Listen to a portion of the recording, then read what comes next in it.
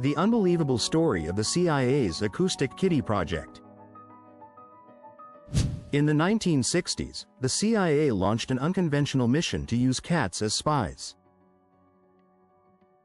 Dubbed Acoustic Kitty, it aimed to implant listening devices in cats for intelligence gathering. The project saw a hefty investment of over $20 million, reflecting its ambitious nature.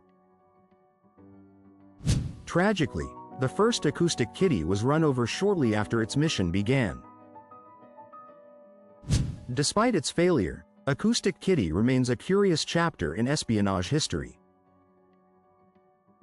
Subscribe to our channel. It's not fiction. This happened. For more fascinating stories from history.